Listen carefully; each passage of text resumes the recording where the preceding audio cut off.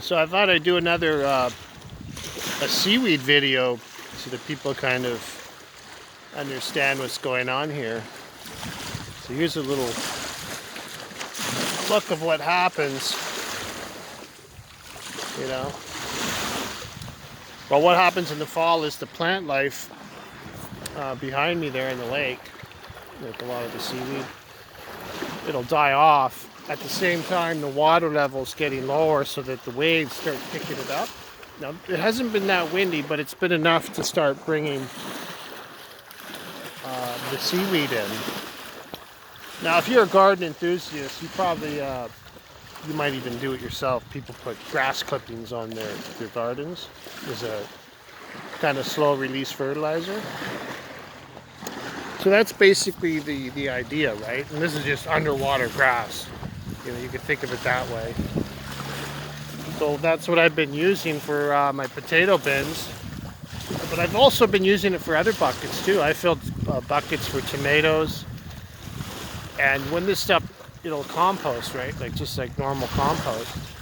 But it's like, well, what do you do with it, right? You know, this is not a beach that's maintained very much by the township, right? It's always been community, you know, cleaned up.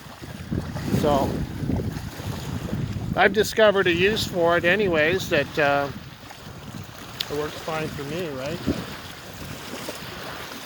But that's what it looks like, you know. It's a seasonal deluge. And if you think about the bigger picture, right, everybody in Lake Simcoe, all these openings will be experiencing this.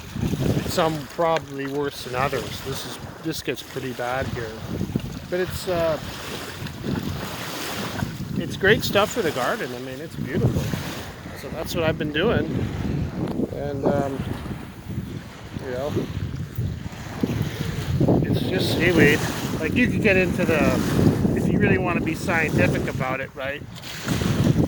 You could identify all the different types of plants, but no one's going to bother with that. That's just the common seaweed that grows up, and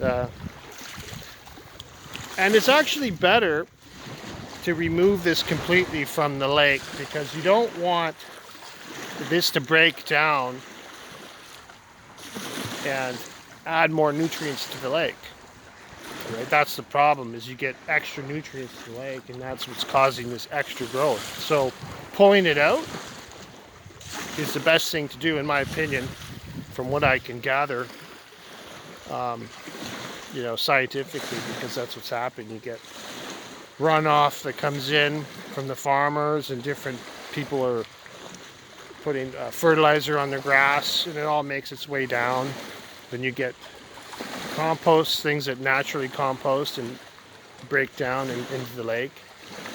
So removing it is probably the best way to go to reduce that overall impact. It may not be much, but you got to think about how many openings are around this whole entire lake, and it adds up. So I've been using this stuff for gardening, right? And since I'm the guy who does a lot of the cleanup around here, you know, on my spare time, yeah, it's great.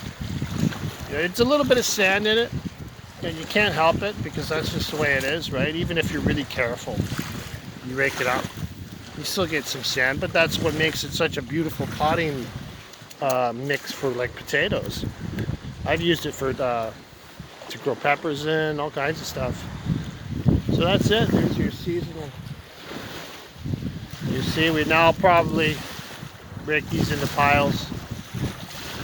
All this in the piles. Tons of it's going to come up. Like we haven't even had a heavy winds. As soon as you get heavy winds, this whole bay starts to wash up in here, right? So there's going to be a lot. All right, have a good day.